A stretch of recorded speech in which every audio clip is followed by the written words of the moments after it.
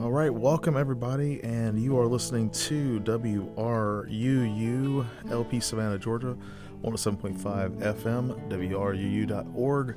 We are Savannah Soundings Community Radio with Global Soul, and this is the Adam Messer Show. I'm your host, Adam Messer, and my special guest today is a guy named Jason Usry, who is a screenwriter, has done a lot of work with television. Also, just an all-around great guy. Jason, welcome to the show. Thank you for being here today. Yeah, I really appreciate it. So, Bass, do you mind playing a little live music for us? This is Sebastian Messer, everybody, playing some live music for us.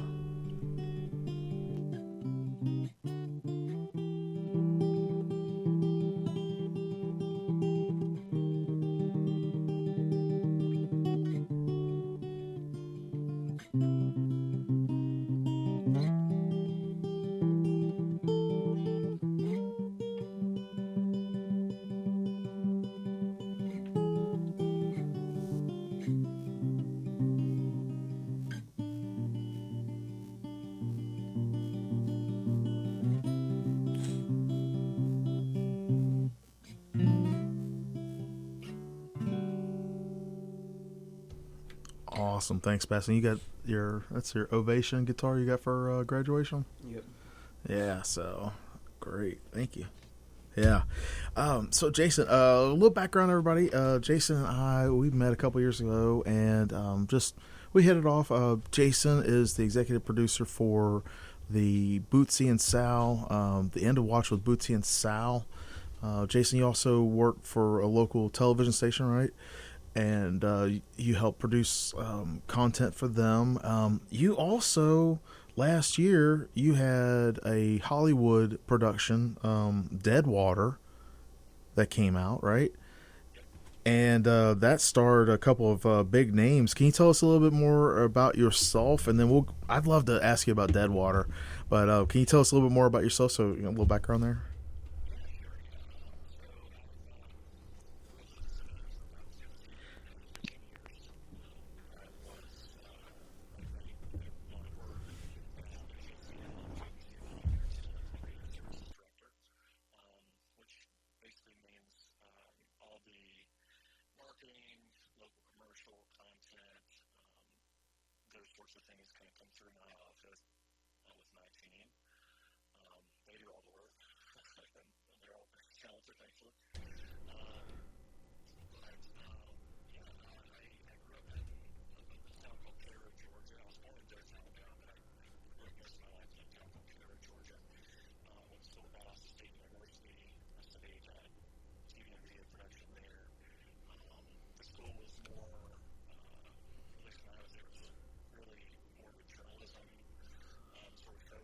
Mm-hmm.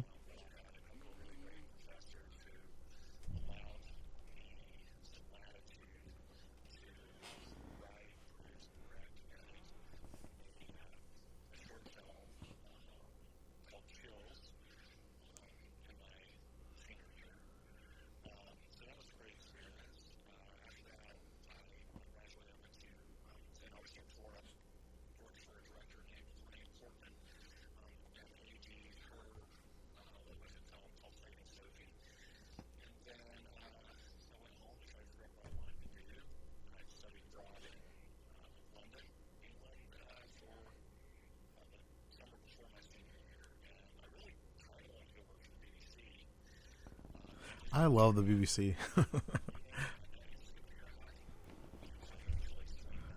Yeah.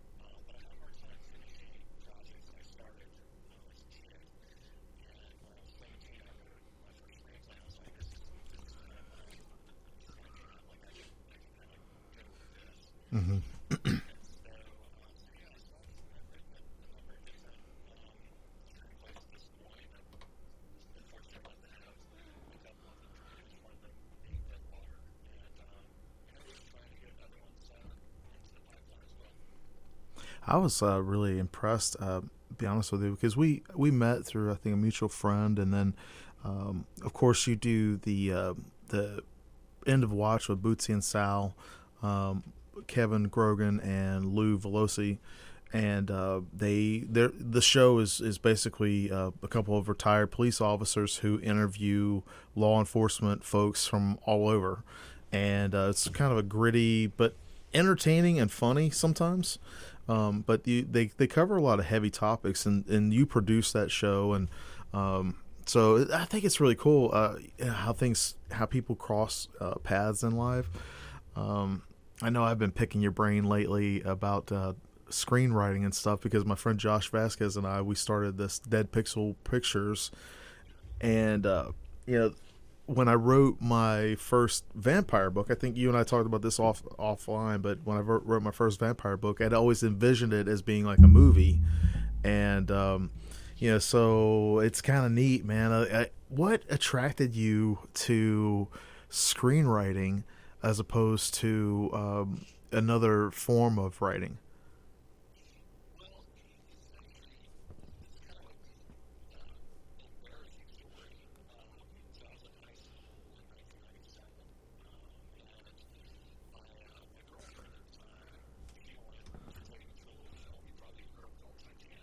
Oh, just a little film, right?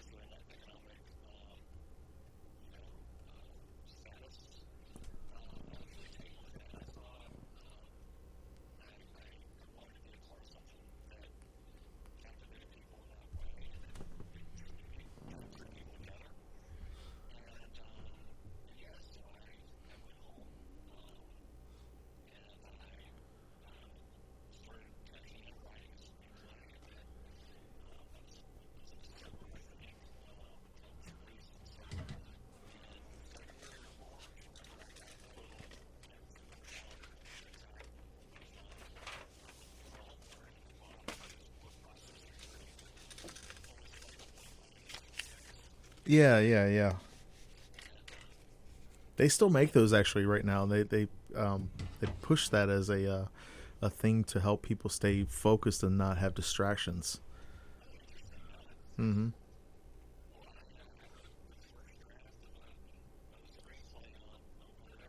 Wow. 170 something pages at one line at a time. What?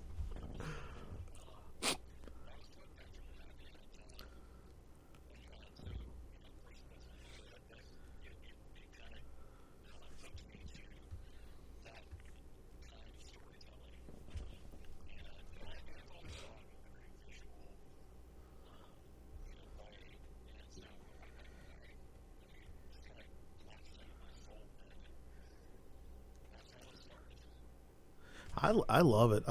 I've always been a big fan of movies. And speaking of the BBC, like my favorite genre of stuff is British comedy.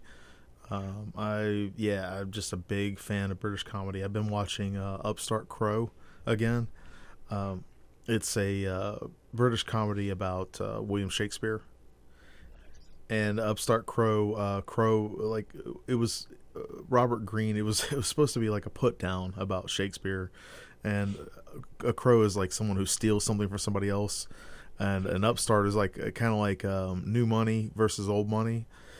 And so like an upstart crow would be yeah, he said it about Shakespeare because I guess the contemporary writing that he had was really popular compared to like more established, like Cambridge writers or whatever.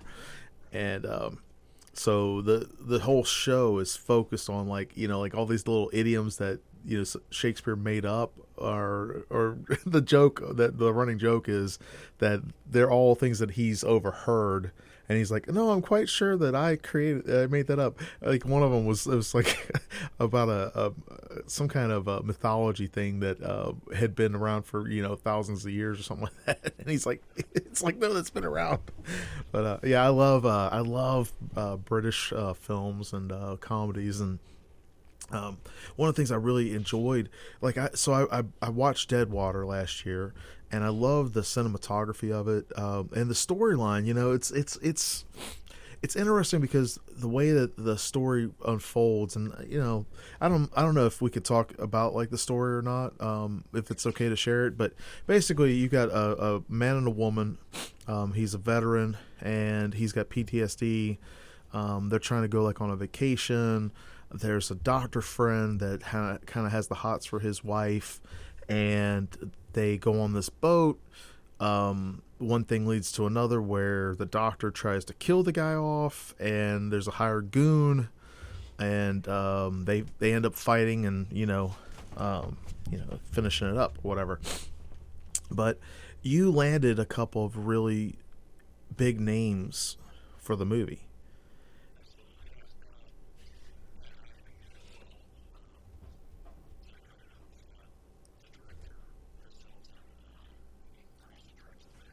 And and friends for 2008.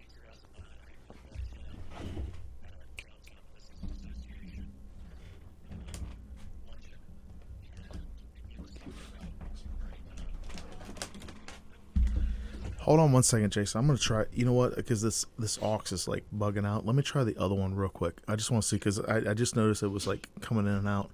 I want to try to get this.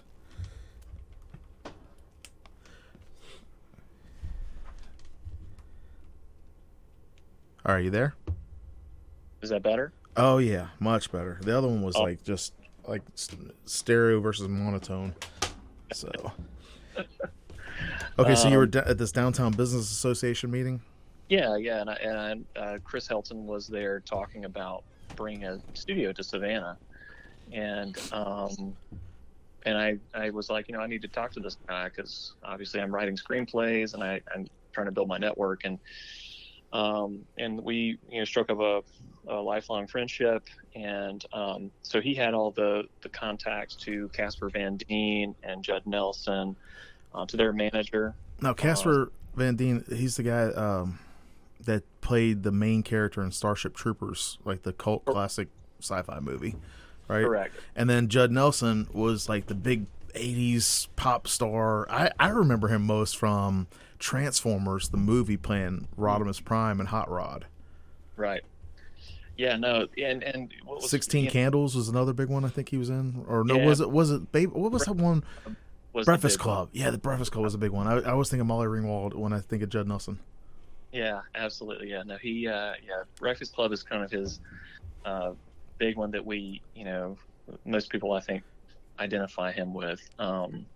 But yeah, Chris had the contact with their manager, um, and also Griff First, who was a really big champion of the project early on. I think he was one of the Griff plays the good guy in it, Yeah, yeah.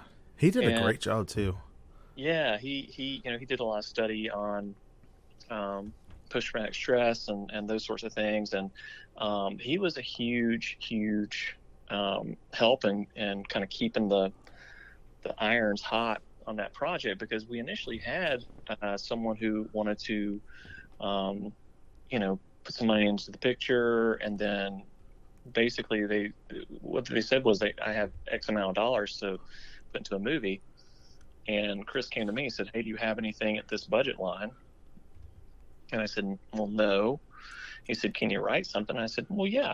Yeah, And so we kind of collaborated on the storyline, and um, evolved it, from that. hmm And like I said, he knew Casper and Griff and Judd's manager, and um, sent it over, and they dug it, and so we ended up getting to make a movie. Now the original financier kind of fell off, as happens sometimes with these projects. But we just kept working, and I kept writing different projects, and just kind of kept that on the shelf in a prominent place, and he ended up getting it produced, and yeah, it was really cool. And I would be remiss to say if I didn't say that Casper and Griff and those guys were we only had Judd for a couple days,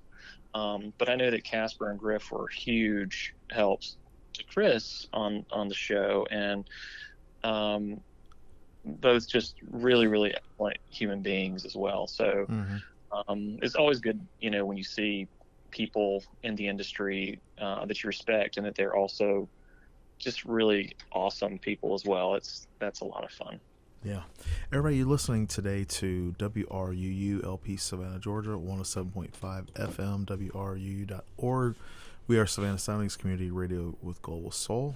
This is the Adam Messer Show. I'm your host, Adam Messer, and my special guest today is Jason Usry.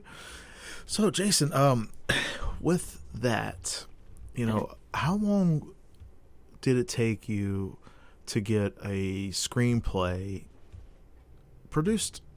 I mean, like, because, like, a lot of people, I feel like they see the end result, but they don't see or like when they're starting off, they don't really see the work that it takes to get into it.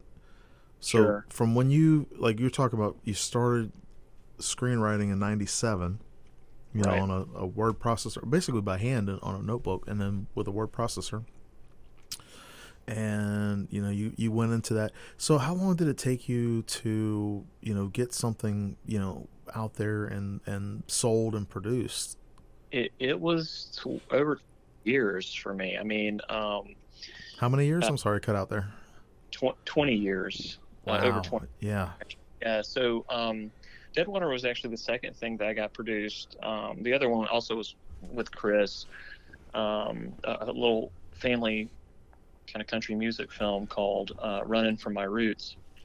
And that came about also. I was kind of brought on board. There was a screenplay that he and the other producer, a lady named Gabrielle Evans Fields, they wanted just to kind of punch up a couple things, and so I came on board and worked on that, and that was released on DVD.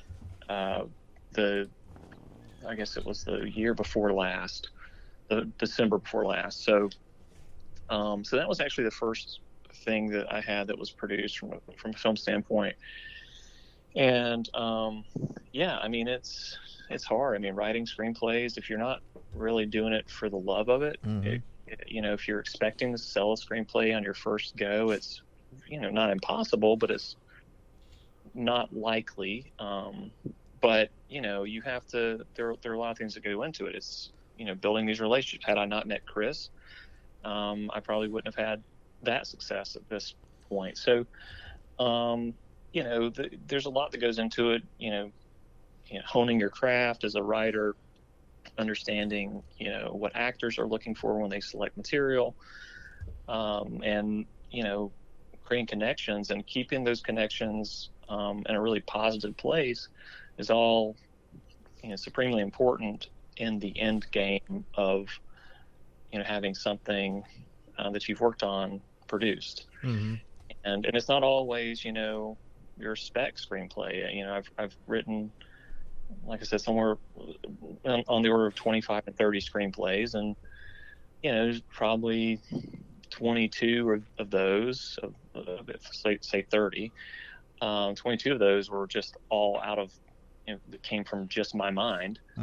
But there are several other ones that I've written that have been I've been kind of hired to write, that either have or haven't gotten produced yet. A couple that we're kind of hoping to get going. But yeah, there are a lot of different avenues to kind of look into, as a screenwriter, and it's just important to continue on that path if it's in you. If you really want to do it, it's important to commit yourself to it and be disciplined about writing, and not give up, because it's easy to give up. Oh yeah, yeah. I mean, I've shared this, but I'll share this again to anybody listening. So my first novella had a moderate reception. If I felt like people enjoyed it or whatever, and then the follow up book to it fell really flat. I mean, like the same folks that were hot about the first one, I couldn't get any of them to read the second one, and it just was really flat. Now, with that being said, the new anthology that I've been working on we're doing pretty decent with the pre-orders, and it's because I've learned from the failures from the first two to progressing and moving forward, with it, and it's not a number one bestseller or anything like that, but I feel like you have to keep working on it. Sure. You have to just go out there and try stuff. I mean, you know, doing the work is the biggest part. I feel like Right. with your, because I want to talk about the the podcast stuff too, but I want to talk a little bit more about the film stuff. Hmm. And with that, so you've done work for hire, and then you've also done like spec work or whatever. Hmm. So when you're putting that out there, because I mean, like Hollywood's changed a lot, Sure. and one of my favorite series of books is the Save the Cat series by Blake Snyder.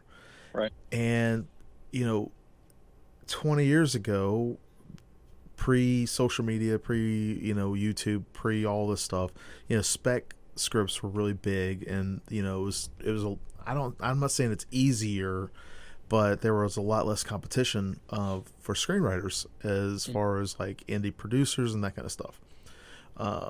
Less accessibility, I feel like, Mhm. because you didn't have YouTube and all these different internet, um, I don't know, educational outlets that can Sure. anybody can be a movie producer today. Right. Um, so with that, right? What do you feel like is the thing going forward with a good story and a good movie, or that kind of thing, and how, because I'm just kind of curious, because this year alone, I mean, we've seen a huge change with the way that movies are released, Hmm. and trying to get your script in front of a major studio like Netflix or whatever.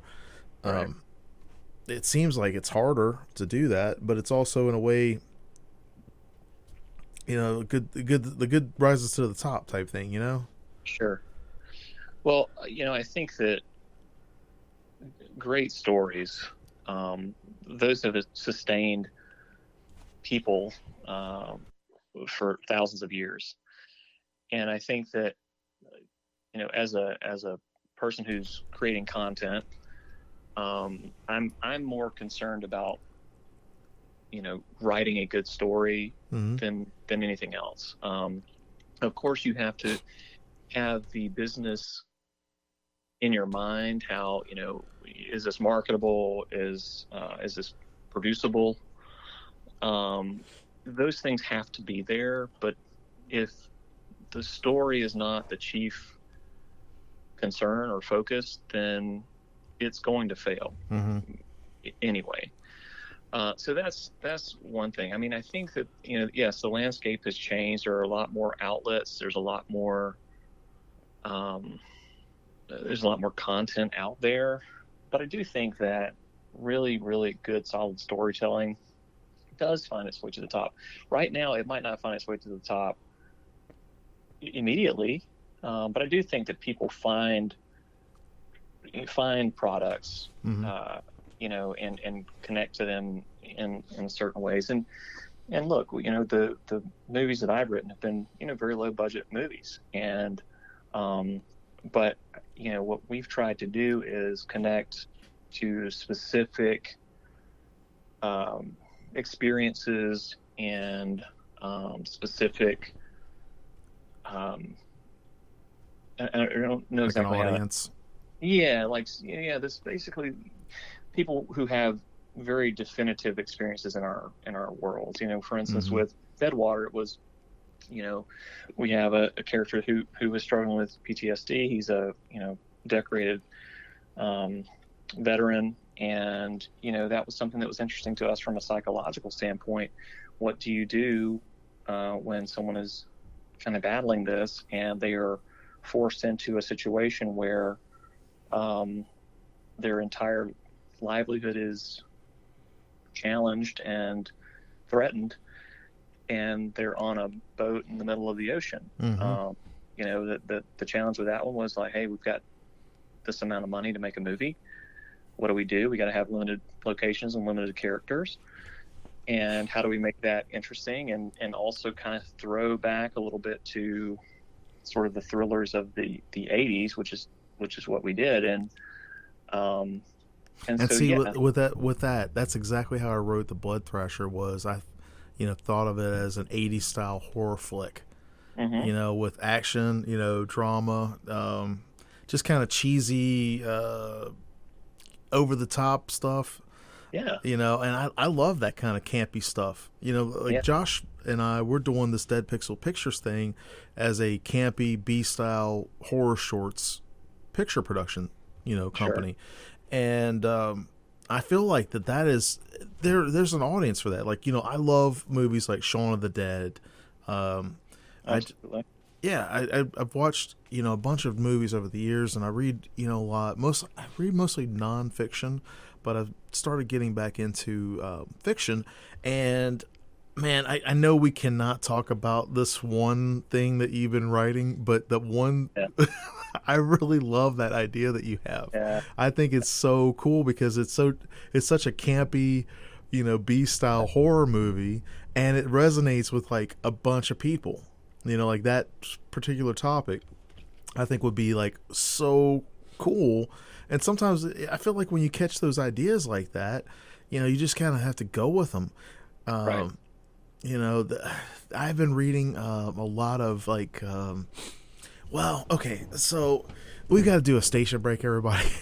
But I've been reading Ray Bradbury stuff lately, and he was like the master of the short story. And he wrote sci-fi, he wrote horror. He was very good with building that suspense, but also, he was excellent at displaying the human condition. So, so even these stories that he's set on Mars, a couple thousand years from now in the future, they still resonate with like the human experience. Mm-hmm. And I feel like that's such an important part of storytelling and connecting with the audience. So we've got to do the station ID and all that stuff, everybody. Thank you, everybody, for tuning in today. You're listening to WRUU LP Savannah, Georgia, 107.5 FM, WRUU.org. We are Savannah Soundings Community Radio with Global Soul. And here are our underwriting and ID announcements. This portion of WRUU LP Savannah Soundings programming is made possible by listeners like you and Brighter Day Natural Foods. Brighter Day is celebrating its 40th year serving the Savannah community with produce, vitamins, and supplements, and a deli and juice bar. Brighter Day is located at 1102 Bull Street at the south end of Forsyth Park. More information available at 912-236-4703 or brighterdayfoods.com. Many critical issues are facing the residents of Savannah and all Americans, including the coronavirus, homeschooling, and the upcoming general election. WRUU has 3 programs which address these issues: The Common Good on Fridays from 2 to 3 p.m., The Happy Homeschooler on Wednesdays from 2 to 3 p.m., and We the People, The Constitution Today on Sundays from 8 to 9 p.m. Stay informed about these important issues by tuning into these programs on WRUU. WRUU 107.5 FM is a new and different listener-supported and all-volunteer community radio station for Savannah. Our diverse broadcast and web programming is supported by generous listeners who value our passion and spunk. We are independent of other media and receive no government or large corporate support. People like you are our largest and most important source of our funding. Go to WRUU.org to find out how you can make a one-time or a monthly contribution. Thank you. WRUULP, Savannah, Georgia, 107.5 FM, WRUU.org. We are Savannah Soundings, community radio with global soul. All right, and here is Sebastian Messer playing some live music, everybody.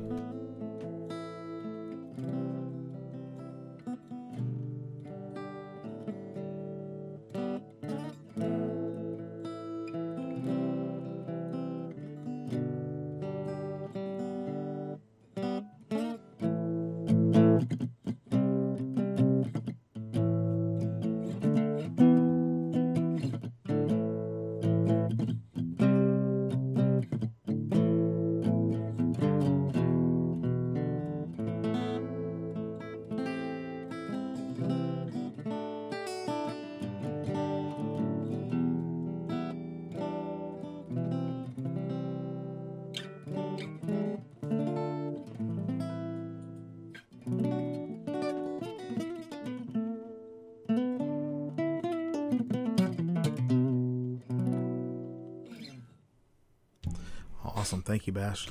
Hey, Jason, welcome back to the second half of the show, man. Thanks a lot for being here with us. Absolutely, man. Thank you for having me. So, everybody tuning in, one of the things I like to do is a little shout out. Something I've been adding to the segment. So, Jason, do you have anybody you'd like to do a shout out to? Oh, man. Goodness. Well, I'd like to shout out my wife, who puts up with my crazy hours and crazy ideas. My little boy, Grayson, Bootsy and Sal, both of those guys who are so funny and awesome, who we've been on the show with you before. So, and my buddy Chris, who's working to get our next movie produced. Nice. Yeah, I want to give a shout out to Terry and Darlene Dremel. Terry is going to be doing the Distinguished Gentleman's Ride September 27th, I believe it is. And I shared that, but it's a fundraiser for cancer awareness for men and also depression, PTSD type thing. So I think that's pretty cool that he's doing that. And yeah, man, I want to give a shout out to Josh Vasquez this week because we just did primary filming, or I mean, like, I don't know all the lingo for film production and all, but we did all the the filming last Saturday, and it's actually a live action movie short for the Devil's Due anthology. Awesome. Yeah, and Josh wrote the script, and then he and I worked together on hammering it out and adding some stuff and correcting some things or whatever, and then we shot it. Bill Cooper is he's going to play the devil in it. Melanie Goldie, she plays the female character, and then Brent Feasley, Feasel. I'm sorry, I think I said his name wrong. Brent Feasel is the poor sap that gets snookered by the devil. So, but it was. Devil has an accent, or a Massachusetts accent. Yeah, Boston. I get a bad rap, he says.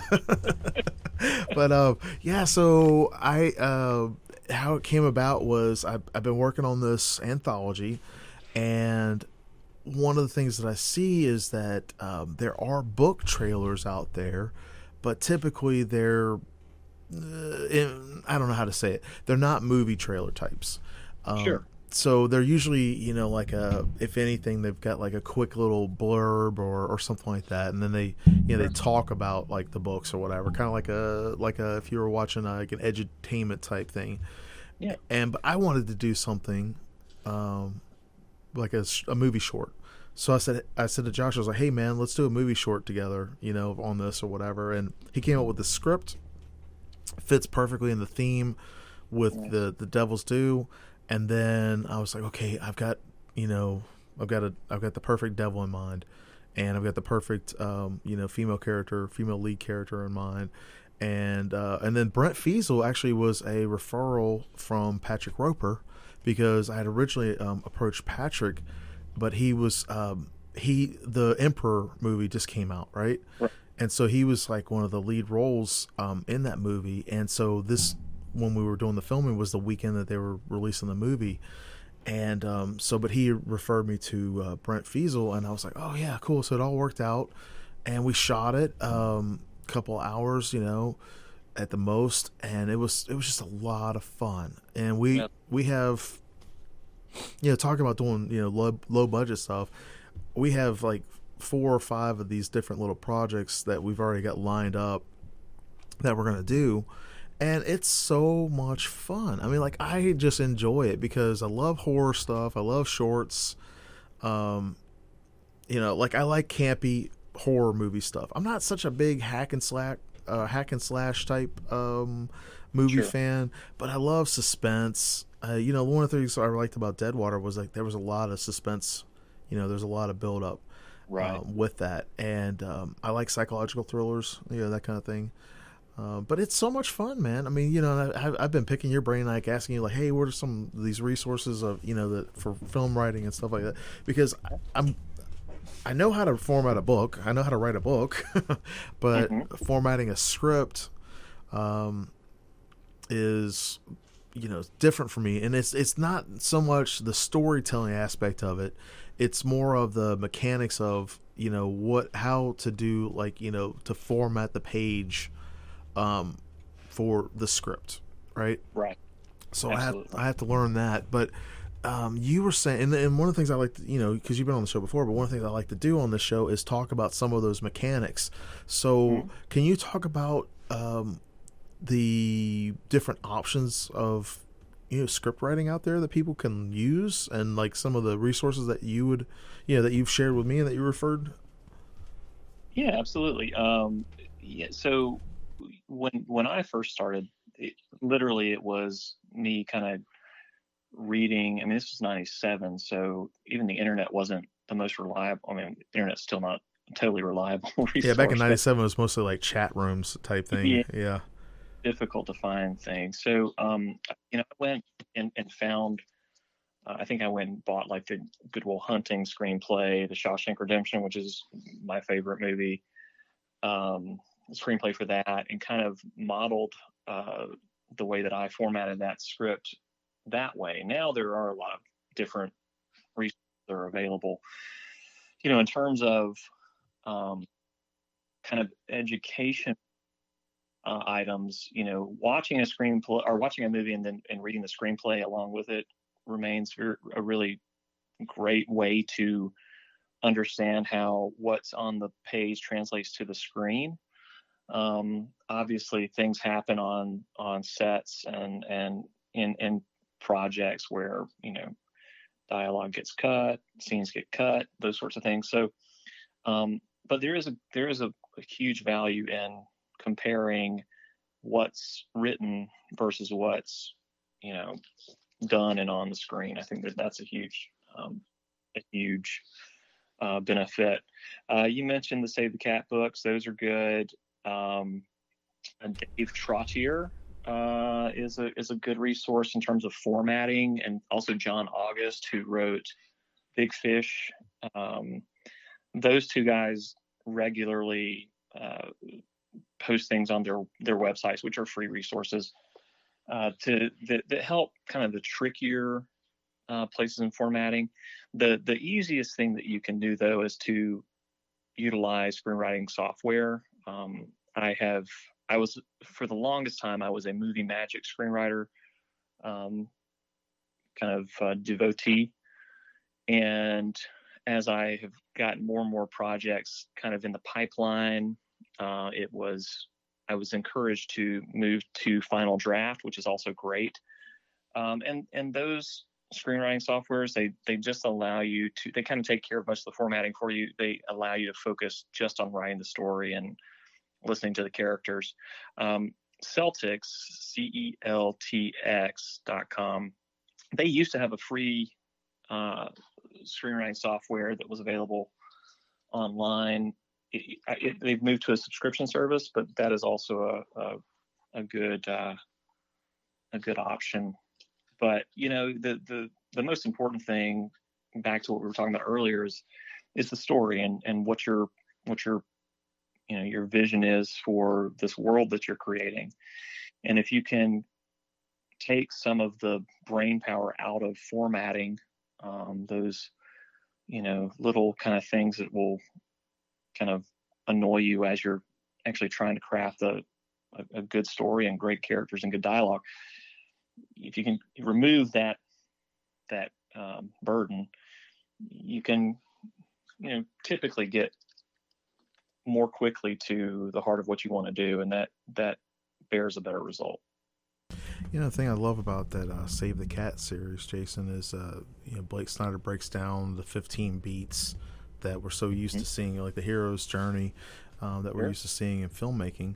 The other thing I love about screenwriting is, if you're a comic book nerd like me, screenwriting is a good way to learn how to write comic books, because storyboarding, comic books, it's basically very similar, because you have to lay it out, and then the artist or the producer or the director or whatever, they take your vision of what you've written, and then they make it into, like, okay, well, this character is coming across the screen, they're walking into the room and picking up a beer bottle off of the counter, that kind of thing, where you've written that out, and then they have to make that happen, and I think one of the interesting things, because I have a very limited, I've not a whole lot of time on set, but I've done set photography, and then last year I was in that role for The Most Terrifying Places, that show with me and Ryan Dunn.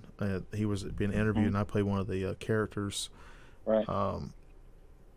It's interesting to see it, and then this last weekend was like the first time, working kind of like as a director, and working with the actors and all that, and then doing like all the stuff, like casting the actors, and working on the script, and sorry, I hit the mic there.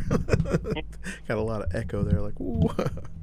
But yeah, I got to see the first cut last night, and I'm pretty happy.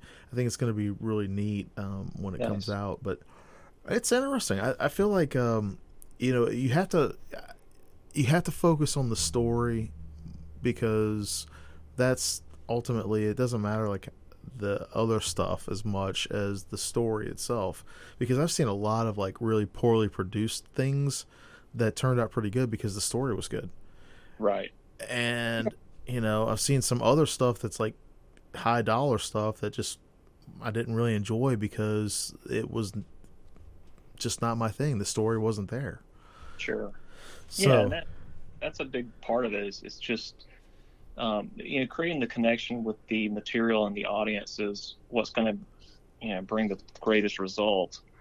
And yeah, like you said, sometimes you can overlook production values and those sorts of things to if you're connecting with a character or with the situations that those characters are in. And film is a collaborative medium. I mean, it's it goes from a writer to a director to actors to a cinematographer who's interpreting what's on the page, to the editors, and then so you've got all these different filters that you are passing the project through, and it may not turn out even close to what you're expecting, or what you saw in your mind. But then again, I mean, if you have a good relationship and you have good people, that's why it's so important to find good people to work with, is that if you're working with a good crew base, it's easier to get everybody on the same page, and fortunately we've had that success with our projects. That's awesome. I love it when you gel and it just kind of everybody wants to work on the same level. Everybody wants to put in the same amount of effort or level of effort. Let me do a station ID real quick because I got another thought with that. WRUU LP Savannah, Georgia, 107.5 FM, WRUU.org. We are Savannah Soundings Community Radio with Global Soul. Talking about that collaboration. Mm-hmm. So I want to kind of talk about a pitfall that I've recently had with working with professional organizations or whatever. And I feel like this is when this is a good example of what not to do. But in some professional organizations, you have people who they really focus on that pecking order, the hierarchy of the pecking order or whatever, and they can sideline or sabotage a project. Sure. So when you're working on your production, I feel like this. I'm just going to be honest and straightforward. I just get rid of people like that. I don't want to work with them. If they come across as being unprofessional from the get go, I don't want to work with them. And I don't want someone who's negative being on the project, or someone who is, just going to be a thorn in my side. And I'm not talking about like constructive feedback or criticism, but I'm just talking about those folks that they just, and I see that in professional organizations. I see that with I've seen that with some productions around here in Savannah that I've been around, and I don't like it. But how do you deal with that, in a professional manner? Because I mean, obviously, people come from different backgrounds and walks of life, and especially when you're the one that wrote the film. Maybe you haven't had that experience yet, or maybe you have, but I mean, how would you deal with that kind of situation? Here's what I would say. I mean, I think that a writer, I've been told, and not just in the screenwriting world, but in my job, and in other situations, that I have a really good knack of taking criticism.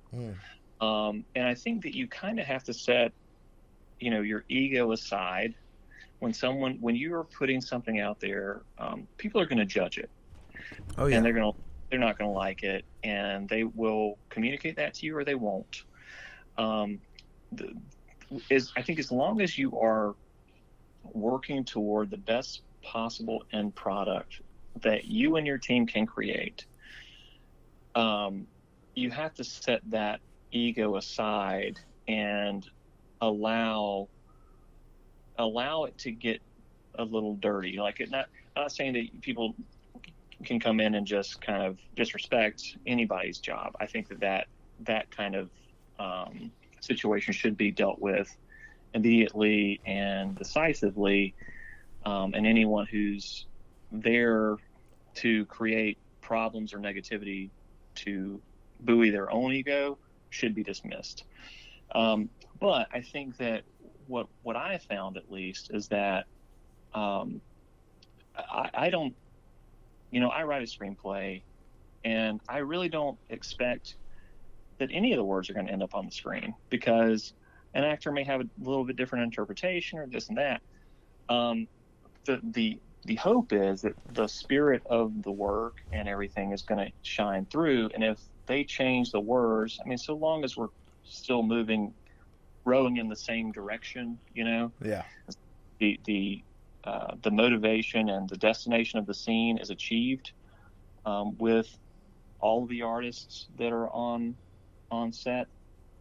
I couldn't care less if they hit, my words word for word, just so long as we're going in that same direction together. The problems that you will encounter is when someone goes off the reservation, and then it is about them. It's not about the project that has brought all of these different people together for a common goal. Mm-hmm. And that's where things get tricky and problematic. But I actually had that happen to me recently, and a different organization or whatever, and I just decided to remove myself from the organization because I don't have time for unprofessional and negative people. I really just don't. Yeah, that's the other thing, is that all of this stuff already takes so much time. Mm-hmm. Before a camera rolls, during, and then after, and especially right now with all the other considerations that have to be put into play in terms of productions, there's not the time to deal with those sorts of situations. Mm-hmm. It's hard to make a movie. It really is a difficult endeavor, and so any sort of little hiccup can be catastrophic. So you do have to, operate under the sort of thought that, you just have to deal with things decisively and make sure that you are always moving toward the end goal, which is getting your project done and released. Yeah, and that crosses over anything really. It's not just filmmaking. I think it can apply to any aspect of life. Sure. One of the things I love about Ray Bradbury, I oh my gosh. So I came across this video. A friend named Shane Nelson had shared this video, and it was one of those life in the day of a writer. You remember back in the day at the school, they'd have like these little movies that you'd watch in school. And it was one of these life in the day of a writer, and it was Ray Bradbury. And I watched it, and it was kind of neat. It was like black and white. And the thing that hooked me was he had an office space in his basement, and it said he had a right across from his typewriter. So this is like back in the 60s or 50s and 60s. And he had a typewriter, and right across from his typewriter, he had a sign that says, "Don't overthink." And I was like, oh man, it just resonated with me, because I was like, that's, a big hang up that I feel like I have and a lot of other people have, is overthinking stuff. And so right after that video, it led into another video from like 2001, I think 2002 maybe, right before he passed or whatever, or not. Well, he didn't pass until 2012, but anyway, in this other video, it was like an hour-long lecture or whatever, and he was saying that if you want to be a better writer, you need to learn metaphors. If you want to be a better writer, you should read a poem, an essay, and a short story every night for like 1,000 nights. And, I was like this. And one of the things that he said was, remove negative people from your life. You don't need them. Right. He said that when he was a kid, well, not a kid, but like 21, 22, he called himself a kid. Of course, I think of myself as being a kid back then too. Yeah. He was working for like a news paper, selling newspapers and magazines, that kind of stuff. I think he said he was making like $10 a week, and people that he knew would come by and they'd say, "Well, what are you doing?" And he'd say, I'm a writer." And they'd say, "Well, it doesn't look like it, because he's selling newspapers or whatever." And he was like, just get rid of those people, negative people that don't believe in you. And they, I was bringing that up because, with the sidetracking, or whatever, because I love how you touched on that ego thing, because it is not about you, and you have to be willing to, if you want to work on a collaboration, you have to be willing to, but make adjustments and stuff like that. But I love how you talked about that, because I feel, honestly, like you're talking about being decisive, that's how I feel. I don't have time. It's already hard enough to, coordinate things and try to, especially if you're doing it yourself, right, versus having someone broker that for you. There's just not enough time in the day. I mean, I don't have the kind of time, to waste, with folks. And I love everybody. I mean, I don't wish anybody any harm, but when it gets down to politicking and folks that, their pecking order for the hierarchy, like, oh, well, this, I'm like, nah, I don't have time for that. I just, right, I really just, all I care about is, getting it done. And everybody, firing on the same 6 cylinders or 8 cylinders or whatever, everybody just kind of, going in the same direction. Well, yeah, I mean, and everybody's signed up for that. They signed up to finish the project. And, that means that every person that walks through that door should check a bit of that ego. Mm-hmm. And work in a collaborative effort. That doesn't mean that you can't, call things out if they're not working. Express yourself or whatever, yeah. I mean, but it does mean that if it gets to a point where you're impeding the progress, that can't happen, because it's so hard to do. I mean, any creative endeavor, it takes so much energy and so much commitment. You don't want to see anything like that. So, yeah, I totally agree. I feel like there's only one captain of the ship. When you're looking at a project, there's one captain of that ship. Sure. And, of course, the captain's going to have different people giving him or her, input. But ultimately, there's one captain. Sure. I agree. All right, so we're gonna wrap it up for this first hour, and then the second hour, man, I want to pick your brain and talk to you about like radio production, like the end of watch with Bootsy and Sal, and talking about radio producing and stuff like that. So Yeah. all right, everybody, thank you so much for tuning in. We are WRUU LP Savannah, Georgia, 107.5 FM, WRUU.org. We are Savannah Soundings Community Radio with Global Soul. My special guest today is Jason Usry, so we're just wrapping up first hour. Jason, real quick, for the folks listening that might not be able to listen next hour, where can people find your stuff?